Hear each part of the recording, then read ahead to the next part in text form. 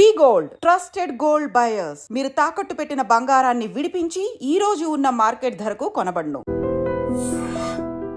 2013లో పాలెం వద్ద జరిగిన బస్సు దుర్ఘటనను ఇప్పటికీ ఎవరూ మర్చిపోలేరు.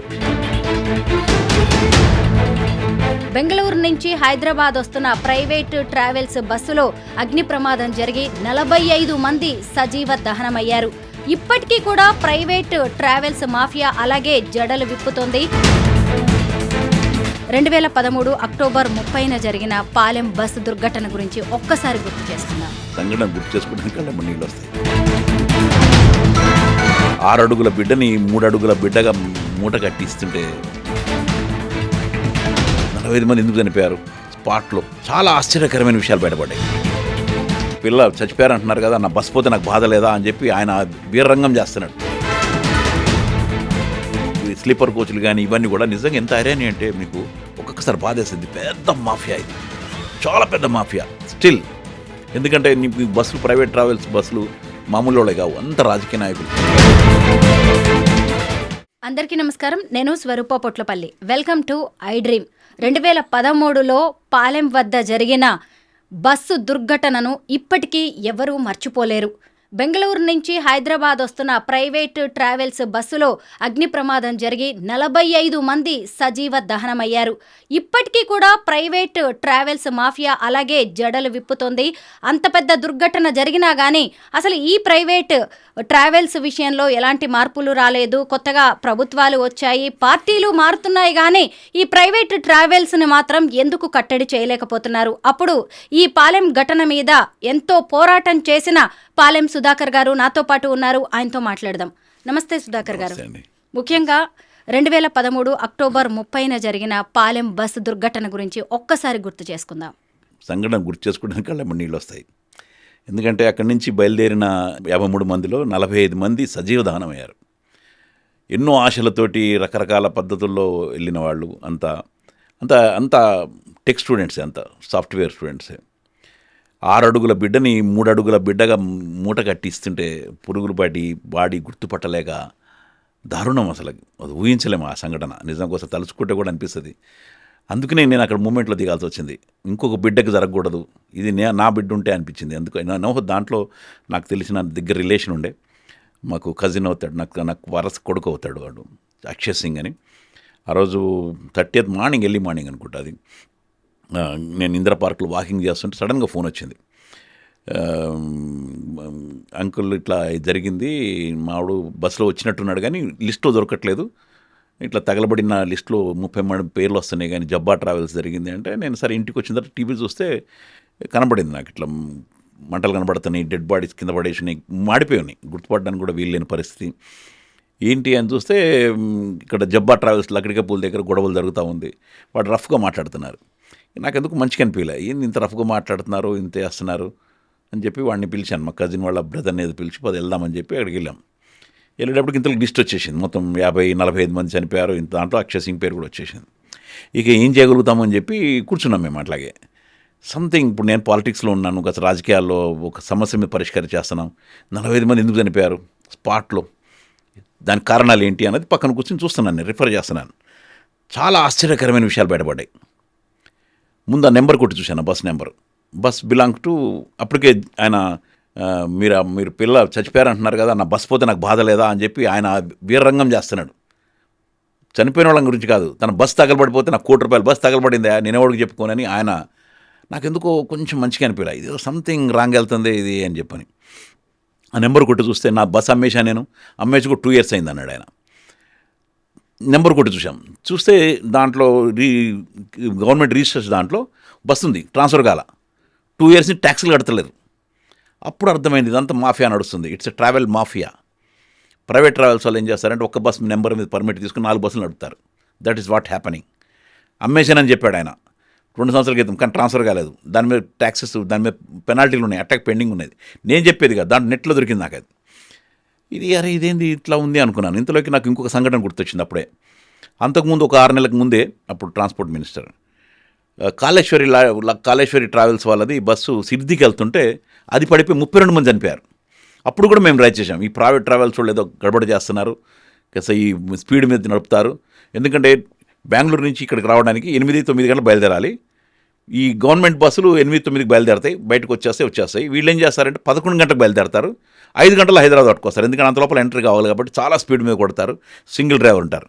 సో ఇది చేస్తున్నప్పుడు అనిపించింది something problem is going on. ఇమ్మీడియట్గా మళ్ళీ నేను లోపలికి వెళ్ళినప్పుడు వాళ్ళు ఎవరెవరు కూర్చున్నారు, నేను అడిగాను అండి, జబ్బా ట్రావెల్స్ వాళ్ళు ఎవరు ఇది అంటే ఒక రఫ్గా ఏం మాట్లాడుతున్నాను అన్నాడు. నాకు ఎందుకో కోపం వచ్చి పడాన్ని కొట్టినా నేను అడిగి నేను అన్నాను, అన్న పక్కన సీఏ ఏదో ఉండే, ఏం సార్ ఏమైంది అన్నాడు. నేను ముందు లోపలేయండి, ఇగో బస్సు నెంబర్ తీసిన నేను చూడండి అని చెప్పి నేను ఇచ్చిన ఆయనకి. ఈ బస్సు ఈజ్ ఇల్లీగల్, వాడేమో అమ్మేశానని చెప్పి ఆయన టీవీలో చెప్తున్నాడు, మీరు చూడండి JC Prabhakar Reddy, but it's illegal, Umareddy పేరు మీద ఉన్నది, అక్కడ 2 డ్రైవర్స్ ఉండాల్సింది, ఒకే డ్రైవర్ ఉన్నాడు. తర్వాత దాన్ని పగలగొట్టడానికి అద్దాలు, ఇప్పుడు ఎట్లాగ ఫ్లైట్ చెప్తారు కదా, ఎప్పుడు నేను 100 సార్లు ట్రావెల్ చేశాను కానీ చెప్తూనే ఉంటారు వాళ్ళు, ఇది చేసినప్పుడు ఇట్లా దూకాలి, ఇట్లా చేయాలి, ఇట్లా మాస్క్ పెట్టుకోవాలని. అట్లాగే గరుడ బస్సులో అటన్నింటిలో కూడా కంపల్సరీగా అద్దం పగలగొట్టే సుత్తి ఉంటుంది, దాంతోనే పగులుతుంది, వేరే దాంతో పగలదు అది. ఆ సుత్తి ఎక్కడున్నదని చెప్తారు వాళ్ళు, ముందు చెప్పాలి ఆయన, దట్స్ కంపల్సరీ దాంట్లో. తర్వాత డోర్స్ 2 ఉండాలి, దానికి అన్నీ మార్చేశారు. దాంట్లో వెంట్రుకలు ఉన్నాయి, ఫుడ్ ట్రావెల్స్ మెటీరియల్ ఉన్నది. యాక్చువల్ 45 మందిది 53 మందికి మార్చారు దాన్ని. యాక్చువల్ 45 మంది కెపాసిటీ వోల్వోది అది. సో ఇవన్నీ నేను మాట్లాడి చెప్పి ఇవన్నీ ఉంది కాబట్టి దే మస్ట్ బి అరెస్టెడ్.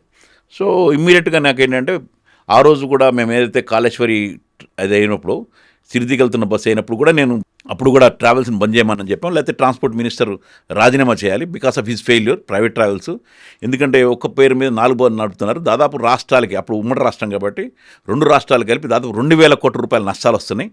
ఇంత బస్సులు నడుస్తున్నాయి, తర్వాత వాళ్ళ ఫీజులు కూడా తక్కువ, తర్వాత వీళ్ళు కాంట్రాక్ట్ క్యారేజ్ మీద నడుపుతారు, నాట్ స్టేజ్ క్యారేజ్. అంటే ఇక్కడ కాంట్రాక్ట్ క్యారేజ్, స్టేజ్ క్యారేజ్కి ఒక 2 నిమిషాలు మీకు ఎక్స్ప్లెయిన్ చేస్తాం. ఎందుకంటే సపోజ్ స్టేజ్ క్యారేజ్ అంటే అది ప్రతి చోట బస్సు ఆగుద్ది, మళ్ళీ ఇక్కడ నుంచి విశాఖపట్నం వెళ్తుంది అనుకోండి, ఇక్కడ నుంచి మధ్యలో వాడు చౌటుప్పల్ దిగొచ్చు, లేకపోతే మళ్ళీ అక్కడ సూర్యాపేట దిగొచ్చు, లేకపోతే అక్కడి నుంచి ఇంకోటి ఎక్కొచ్చు. That is an stage carriage. అది పర్మిట్ కరెక్ట్గా నడుస్తుంది. అది ప్రైవేట్ ట్రావెల్స్కి లేవు, అది వాళ్ళకి ఓన్లీ కాంట్రాక్ట్ క్యారేజ్ ఉంటుంది. అంటే ఇక్కడ నుంచి సపోజ్ నేను కనుక విశాఖపట్నానికి నేను మాట్లాడుకుంటే మొత్తం లిస్ట్ అంతా ఇవ్వాలి. నేను 40 మంది వెళ్తున్నామంటే 40 మంది వెళ్ళాలి, అదే 40 మంది వెనక్కి రావాలి. That is contract carriage. మీకు ఐరానీ ఏంటి తెలుసా, ఆ రోజు నుంచి ఈ రోజు వరకు కూడా ఈ కాంట్రాక్ట్ క్యారేజ్ నడుస్తుంది ఈ ట్రావెల్స్ ఇప్పటికి స్టిల్. బట్ ఒక సుప్రీంకోర్టులో ఆర్డర్ తెచ్చుకుని నడుపుతారు, ఒక సుప్రీంకోర్టు నుంచి. సుధాకర్ గారు, ఆ తర్వాత మీరు జేఏసీ పెట్టి ఎంతో పోరాటం చేశారు, ముఖ్యంగా బాధిత కుటుంబాలకు న్యాయం జరిగేలా చూశారు, ఆర్థిక సాయం అందేలా చేశారు. ఇప్పుడు ఎలా ఉన్నారండి వాళ్ళు? అంటే కొంతమంది ప్రాణాలతో బయటపడిన వాళ్ళు ఉన్నారు కదా, వాళ్ళ పరిస్థితి ఏంటి? చనిపోయిన వాళ్ళ కుటుంబాల పరిస్థితి ఏంటి? ప్రాణాలతో బయటపడ్డ వాళ్ళు ఇంక్లూడింగ్ డ్రైవర్ వాళ్ళంతా కలిపి 8 మంది అండి వాళ్ళది. మిగతా 45 మంది అయితే అప్పటికి స్పాట్ డెడ్, వాళ్ళంతా పోయారు. వీళ్ళందరికీ కూడా మేము అప్పుడు అందరికీ నేను ఒక జేఏసీ లాగా ఫామ్ చేసి అడ్వకేట్ లేకుండా మహబూబ్నగర్ కోర్టులో గవర్నమెంట్ తరఫున నేను ఫైల్ చేయించాను, ఫీజు లేకుండా. జనరల్గా ఇటువంటి యాక్సిడెంట్ కేసుల్లో ఏం చేస్తారంటే కనుక వాళ్ళు ఫీజు తీసుకుంటారు, 10%, 20%, 50% కూడా తీసుకుంటారు, ఎందుకంటే కేసులు వేస్తారు కాబట్టి. కానీ దాంట్లో మేము సక్సెస్ ఏం చేశామంటే దాంట్లో గవర్నమెంట్తో మాట్లాడి, అప్పుడు మనకి అక్కడ కలెక్టర్ వారు ఉండే, వాళ్ళతో మాట్లాడి వీళ్ళందరి తరఫున మేమే వేసాం కేసు. ₹1 ఖర్చు లేకుండా, కానీ బిలీవ్ ఇట్, ₹1 ఖర్చు లేకుండా అక్కడ గవర్నమెంట్ మాట్లాడుకుని ఫ్రీగా వేయించిన తర్వాత కూడా జనరల్గా ఈ యాక్సిడెంట్ కేసులు ఏమవుతాయి అంటే కనుక లాగుతాయి చాలా, ఒకసారి 3 సంవత్సరాలు, 5 సంవత్సరాలు, 10 సంవత్సరాలు అవుతాయి. తర్వాత సగం అమౌంట్ ఇస్తారు, తర్వాత డిపాజిట్లు చేస్తారు. బట్ ఈ కేసులో ఏమైందంటే కనుక ఇది చాలా పెద్ద ఎత్తున ముందుకెళ్ళింది. మేము అప్పుడు చేసిన పోరాటం దాదాపు 5 నెలలు నడిచింది, ఒక్కరోజు కాదు, 5 months కంటిన్యూ చేశాం. ఎందుకంటే మేము అక్కడ డబ్బుల కోసం చేయలేదు పోరాటం. నేను జరిపినప్పుడు వాళ్ళని అడిగాను, నేను అందరిని కూర్చోబెట్టి అడిగాను, మీకు న్యాయం కావాలా, డబ్బులు కావాలా, మాకు జస్టిస్ కావాలి అన్నారు. మన పిల్లడు చనిపోవడానికి కారణం బస్సు ఓనర్ కూడా దాంట్లో ఉన్నాడు బాధ్యుడు, 2 డ్రైవర్ని పెట్టాల్సింది ఒకే డ్రైవర్ని పెట్టాడు, తర్వాత ఇంతమందిని మార్చాల్సి ఇట్లా చేశారు, ఇది పలానా కండిషన్స్ అని చెప్పిన తర్వాత ఎవ్రీబడి ఈజ్ విత్ మీ. అందుకే నా పోరాటం సక్సెస్ అయింది. అది చేసిన తర్వాత కిరణ్ కుమార్ రెడ్డి గారు దిగొచ్చారు, అందరూ మాట్లాడి అందరికీ న్యాయం చేస్తామని వాళ్ళకి సఫర్ చేయడం. తర్వాత అక్కడి నుంచి వీళ్ళు ఇన్సూరెన్స్ కంపెనీ కూడా వాళ్ళు దిగొచ్చారు, హెచ్డిఎఫ్సి వాళ్ళ ఇన్సూరెన్స్ అది. ఎందుకంటే ఇది మనకి న్యూయార్క్ టైమ్స్లో వచ్చింది, మా న్యూస్ ఇంటర్నేషనల్ న్యూస్లోకి వెళ్ళింది. ఇంత పోరాటం, ఇంత రోడ్ల మీద పడి చేస్తున్నారు, బాధితులందరూ న్యాయం కావాలి అన్నప్పుడు న్యూయార్క్ టైమ్స్ నుంచి వాళ్ళకి ఇన్సూరెన్స్ కంపెనీలకు మరి ఆర్డర్స్ వచ్చినాయో నాకు తెలియదు, కానీ దే కేమ్ ఫార్వర్డ్. వాళ్ళు ముందుకు వచ్చి ఏం చేశారంటే అందరితో మాట్లాడారు. వీళ్ళు ఎంతైతే కాంపెన్సేషన్ పెట్టారో ఆ కాంపెన్సేషన్ జనరల్గా జరగదు, అది మామూలుగా. అటువంటిది సేమ్ ఆల్మోస్ట్ అందరికీ వన్ కెనాట్ బిలీవ్ ఇట్. ఒక 2 ఇయర్స్లో మినిమమ్ ఆఫ్ 35 lakhs నుంచి 1,40 lakhs వరకు వచ్చినాయి అందరికీ, ఈచ్ పర్సన్ మొత్తం అమౌంట్. దాని చనిపోయిన వాళ్ళని తేలేం కానీ బట్ డబ్బుల విషయంలో మాత్రం ఇప్పించగలిగాను నేను. That was the wonderful thing. With in 2 years జరిగిపోయింది. With in 2 yearsలో. జనరల్గా ఏ కేసులో జరగదు అది. దీంట్లో వాళ్ళ ఖర్చు కాకుండా మళ్ళీ అడ్వకేట్కి 10% ఇవ్వాల్సిన అవసరం లేదు అక్కడ. ఎవరికి ఇవ్వాల్సిన ₹1 ఖర్చు లేకుండా, ఎందుకంటే మేమే ఖర్చులు పెట్టుకుని మేమే చేసి ఈవెన్ అక్కడ వాళ్ళని తీసుకెళ్ళడానికి కూడా మేమే బస్సులు పెట్టి తీసుకెళ్ళేవాళ్ళం ఒక్కసారి, ఎందుకంటే సఫరర్స్ వాళ్ళు. సో అట్లా ఆ చేసిన సంతృప్తి నాకు ఉండిపోయింది. ఆ టైంలో అందరూ మీడియా అందరూ సపోర్ట్ చేశారు, ఎందుకంటే మేము న్యాయం వైపు ఉన్నాం. నా బాధ ఏంటంటే ఈరోజు అంత చేసిన తర్వాత ఇంకా ప్రైవేట్ ట్రావెల్ మాఫియా ఇంకా స్టిల్ కంటిన్యూయింగ్. ఆ టైంలో మేము చేసినప్పుడు దాదాపు ఒక 6 నెలల పాటు ఈ ప్రైవేట్ ట్రావెల్స్ని ఆపేశారు. కేసీనేని ట్రావెల్స్ కావచ్చు, orange travels belong to the Kavitha, Revanth Reddy కూడా అప్పుడు కలిసి ఉండే వాళ్ళతోటి. ఇట్లా చాలామంది బస్సులు, సంగీత ట్రావెల్స్ కావచ్చు, ఇవన్నీ చాలా వరకు మూతపడ్డాయి ఆ టైంలో. ప్రైవేట్ ట్రావెల్స్ నడిపేటోళ్ళు డ్రైవర్లు అందరూ నా వెనకాల పడ్డారు వచ్చి, సార్ మా పొట్ట కడుతున్నారంటే గవర్నమెంట్ అద్దెకి తీసుకోవచ్చు ఆ బస్సుల్ని, మేము ప్రపోజల్ ఇచ్చాం, గవర్నమెంట్ తీసుకోండి, what is there, government run చేయొచ్చు కదా, గవర్నమెంట్ ఎంప్లాయీస్ అయిపోతారు వాళ్ళు, ఏముంది అంటూ కాంట్రాక్ట్ పేరు వెళ్ళొచ్చు కదా అని. అప్పటికి కొన్ని తీసుకున్నారు బస్సెస్. ఒక 5 నెలల పాటు బంద్ చేస్తే గవర్నమెంట్కి రెవెన్యూ పెరిగింది ఆ టైంలో, చాలా రెవెన్యూ పెరిగింది. ఇప్పటికి కూడా నేను చెప్తున్నాను కదా, ఇప్పుడు మీకు స్లీపర్ కోచ్లు కానీ ఇవన్నీ కూడా నిజంగా ఎంత ఐరాని అంటే మీకు ఒక్కొక్కసారి బాధేస్తుంది. పెద్ద మాఫియా ఇది, చాలా పెద్ద మాఫియా స్టిల్. ఎందుకంటే నీకు బస్సులు, ప్రైవేట్ ట్రావెల్స్ బస్సులు మామూలు వాళ్ళే కావు, అంత రాజకీయ నాయకులు, పెద్ద పెద్ద డబ్బులున్న వాళ్ళే ఉంటాయి. ఇవి పర్మిషన్స్ నాగాల్యాండ్లో, హిమాచల్ ప్రదేశ్లో అక్కడ తీసుకుంటారు పర్మిషన్స్. చూడండి, నాగాలాండ్ ప్లేట్స్ ఉన్నవి ఇక్కడ ఆంధ్రాలో, తెలంగాణలో ఎందుకు తిరుగుతున్నాయి బస్సులు అని కూడా ఇది రీజన్ అదే. ఎందుకంటే ఇక్కడ పర్మిషన్ లేదు వాటికి, స్లీపర్ కోచ్ పర్మిషన్ లేదు. ఎందుకంటే పండుకున్నాడు, ఇప్పుడు కూర్చున్న వాళ్ళే 45 మంది కూర్చున్నట్టు చచ్చిపోతే పండుకున్న వాళ్ళు ఏమవుతారు ఆలోచించండి, ఏమైనా జరిగితే. అందులో ఇటు మొత్తం మార్చేస్తారు. దాంట్లో ఏంటంటే నాన్ ఇన్ఫ్లేమబుల్ ఐటమ్లు పెట్టాలి, అన్ని పరదాలు కానీ అవి కానీ ఇవి కానీ అవి ఉండవు దాంట్లో. వాడు పండుకుని ఉంటాడు, అయిపోయి పండుకున్నట్టే పోతాడు. మీకు మధ్యలో అప్పుడు కూడా అదేది చాలా సంఘటన జరిగింది ఇటువంటి అన్ని కూడా మధ్యలో. ఇది చాలా పెద్ద సంఘటన అనుకోండి. తర్వాత ఇంకా కొన్ని జరిగినాయి ఇట్లాగే. సో వీటన్నిటిలో కూడా ప్రైవేట్ ట్రావెల్స్ అంటే నిర్లక్ష్యం. ఇప్పుడు నీకు అంటే గవర్నమెంట్ బస్సులో యాక్సిడెంట్లు కావంటే అవుతాయి, అట్లీస్ట్ జవాబుదారీతనం ఉంటుంది. ఇక్కడ చూడండి, నా బస్సు పోతే నాకు బాధ లేదా అంటే మేము ఆయన అడిగాం. నాకు డిబేట్లో వచ్చాడు ఆయన, వచ్చేసేసి నేను నమ్మేశానంటే, నీకు ఇంకోటి చెప్పిన ఇన్సిడెంట్ ఆ రోజు దాన్ని, ఆయన నమ్మేశానని చెప్పి ఒక కాగితం ఇచ్చాడు నాకు ఆయన. నేను లైవ్లో చెప్తున్నాను ఇది, నేను ఆ రోజు కూడా నేను లైవ్లో మాట్లాడాను ఆయనతోటి. ఒక కాగితం ఇచ్చాడు నాకు. ఇచ్చిన తర్వాత నేను ఆయన అడిగా, ఇదేనా మీరు అమ్మింది అని. ఏ అమ్మేశాను చూసావా అన్నాడు. చూసిన తర్వాత నేను కూడా అనుకున్నాను, ఆ రోజు హరీష్ రావు గారు ఉండే, వెంకటేశ్వరరావు గారు ఉండే, అందరూ ఉండే, చాలామంది పెద్ద వాళ్ళందరూ ఉండే. పక్క అడిగా, మీరు అమ్మేసిన కాగితం ఇదేనా అగ్రిమెంట్? ఎస్ అన్నాడు.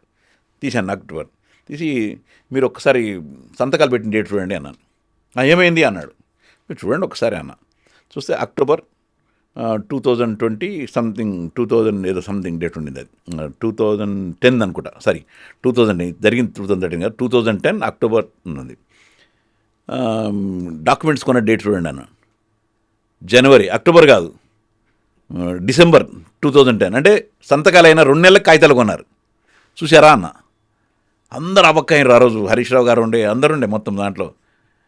ఇట్స్ బోగస్ పేపర్ అంతే. ఆయన చెమటలు పట్టి, నేను పిల్లల మీద ప్రమాణం చేస్తానండి, చేయవాకండి మీరు అనవసరంగా, మీరు దొరికారు ఇక్కడ నాకు ఈ డాక్యుమెంట్ ఉన్నప్పుడు. రాధాకృష్ణమూర్తి గారు అంతా లైవ్లో ఉన్నాం, అంతా మేమంతా అంత బోగస్గా అంత అబద్ధాలు మాట్లాడి చేసిన ఆయన. దాని మీద మేము ప్రాబ్లం ఏంటంటే ఈ రోజుకి కూడా మారలేదు ఈ బస్సులు. సుధాకర్ గారు, అయితే ఈ 45 మంది చనిపోయిన ఈ దుర్ఘటనకి డ్రైవర్ నిర్లక్ష్యమే కారణమని తేల్చారు. సిఐడి 5 ఏళ్ల తర్వాత ఆ డ్రైవర్ని అరెస్ట్ చేసింది. ఆ తర్వాత కేసు ఏమైందండి? నడుస్తుందండి. యాక్చువల్గా డ్రైవర్ నిర్లక్ష్యం అంటాం కంటే 2 డ్రైవర్లు ఉండాలి యాక్చువల్గా.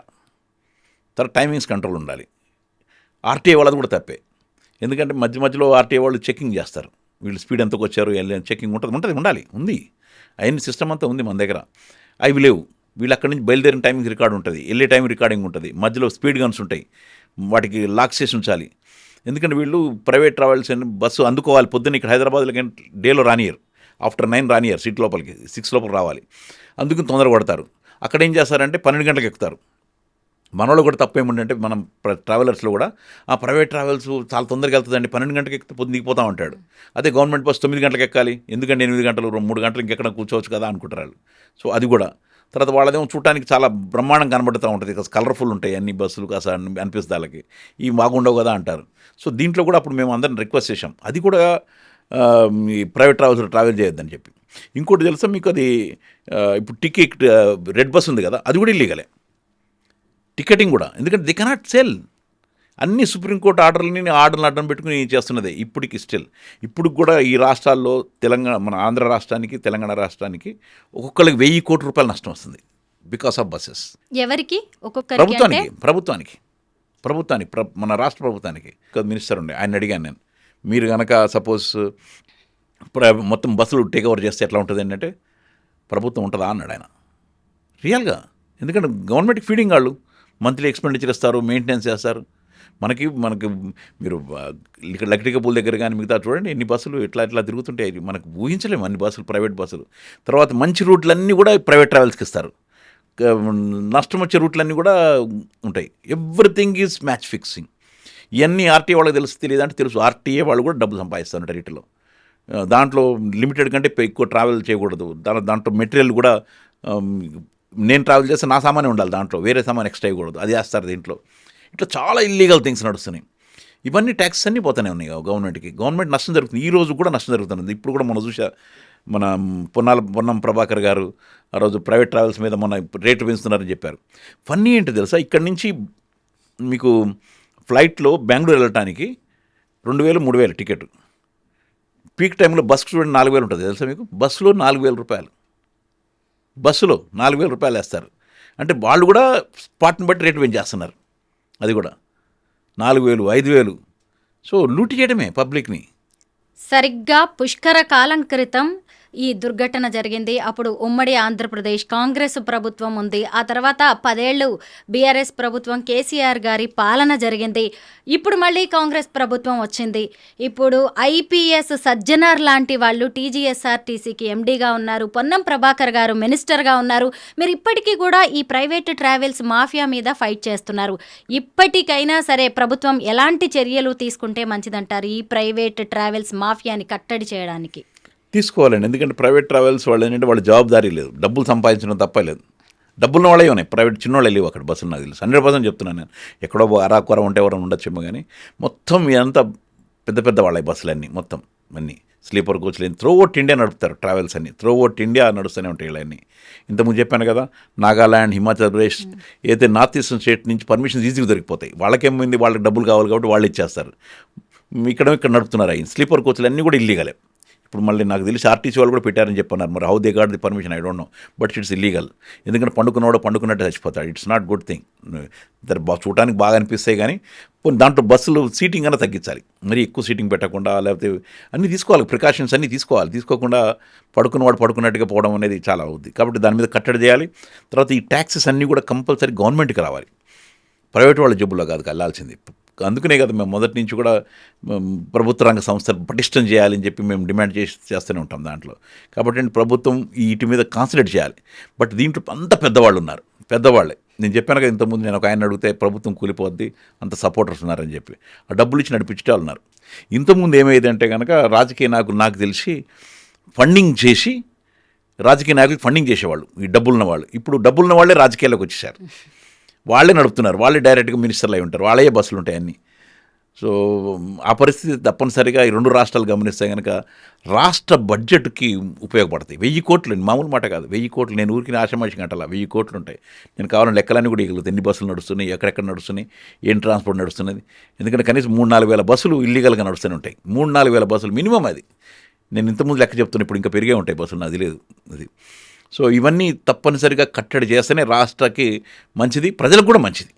వాట్ ఐ ఫీల్, ప్రజలకు కూడా మంచిది, రాష్ట్రానికి బడ్జెట్ కూడా మంచిదని మనం అనుకుంటున్నాం.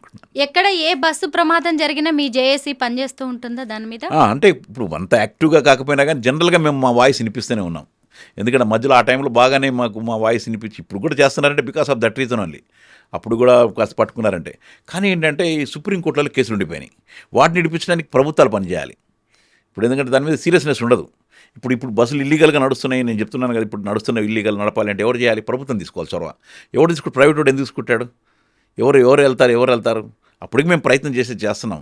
బట్ ఆ కోర్టు ఆర్డర్ పెట్టుకుని నడుపుతున్నారు. కాబట్టి ప్రభుత్వం సీరియస్ తీసుకుని సుప్రీంకోర్టులో ఉన్న కేసులను క్లియర్ చేస్తే కనుక ఈ ప్రైవేట్ ట్రావెల్స్ని కట్టడి చేయొచ్చు. Private travel mafia, it's a very big mafia. నిజంగా పాలెం దుర్ఘటన తర్వాత మీలాంటి వాళ్ళ నిస్వార్థంగా ముందుకొచ్చి నిలబడడం వల్ల ఇలాంటి దుర్ఘటనల మీద ప్రజల్లో కూడా అవేర్నెస్ పెరిగింది. చాలా మంది ముందుకొచ్చి ఇలాంటి వాటి మీద వ్యతిరేకంగా పోరాడడానికి సిద్ధంగా ఉంటున్నారు. Thank you so much Sudhakar గారు. థ్యాంక్స్.